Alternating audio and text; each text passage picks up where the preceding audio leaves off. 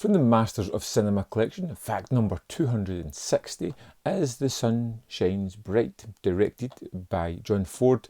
This is a kind of easy, breezy, fun movie to watch. It's one of those ones that just kind of washes over you with some wonderful characters, some sparkling dialogue, and a kind of carefree attitude that hides a lot of the commentary that's going on underneath the sort of main plot of this one. Now, it's all about a main character of Billy Priest, Judge Billy Priest, who is up for re-election, is getting to the voting day pretty soon. He has been obviously in charge for a long while, but now he looks to be losing his position. After tomorrow, we'll all be out of office, and you sheriff, and you county physician, and you dog catcher, and positively, and you sucker judge. It's after the Confederate and Yankee War. He is an ex-Confederate and is outdated, almost time to be put out to pasture, something that is a little bit embarrassing to still be acquainted with that, and he sees no shame in letting his true personality out. And throughout this tale, we see Billy as he moves through the community, the world that he lives in, meeting the various people, and with a deft touch, relates to them, solves their problem, helps them out as a person should. And it's a really kind of interesting movie, one that I said, like I said at the start, is really easy to watch. It feels as if there's not a lot going on. I gotta take this every morning. Mind you, not as an indulgence. Merely to get my heart started. It feels whimsical and fun. Feels like you're getting insight into a community and how it runs, and how certain people can make that community tick in a positive fashion or in a negative fashion. And you definitely get the idea that Judge Priest is a very astute and smart man.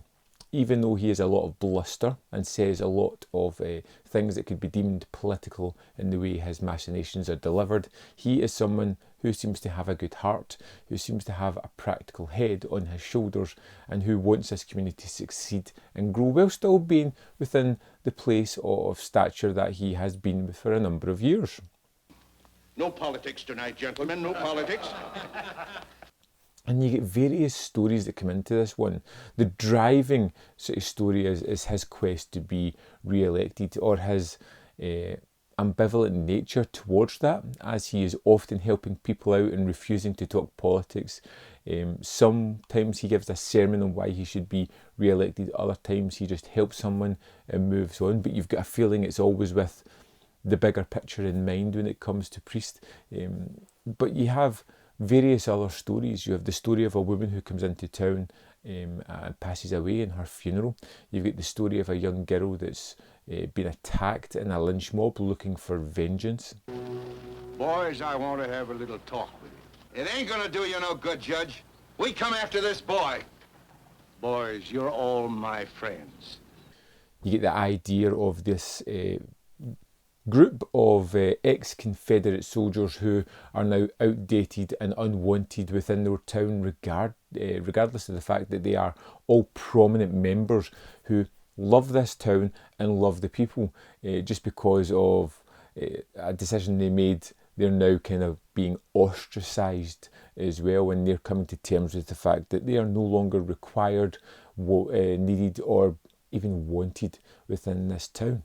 Herman, I dread it as much as you do. Judge, you all must be losing your mind if you think them temperance women are going to vote for us. It's wonderfully shot, and it's put together in such a sort of really fun fashion that it hides a lot of its thematics just under the surface of these fun, easygoing tales that it's telling you. Some of them can be more darker and more brutal than you would expect. There's other things like young love that's kind of brought into this edges of the story of this one as well.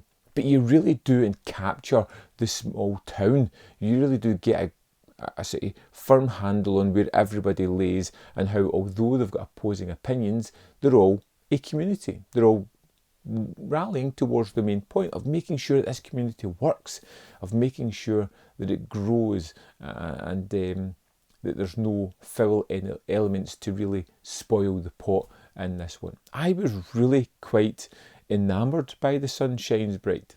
Comrade Tilly! What's in the jug? Refreshment.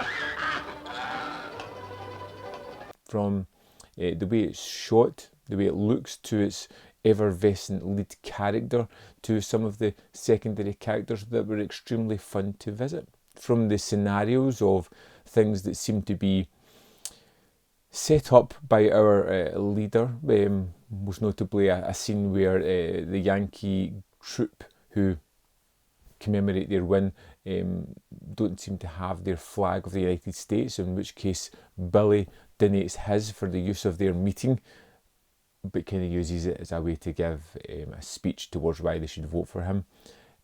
You just feel that this is a well-constructed, fun movie.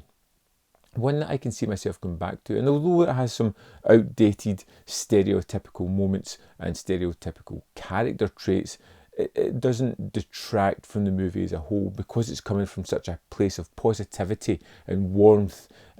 It just kind of allows itself to kind of ease over that a little bit without being too stringently harsh on it.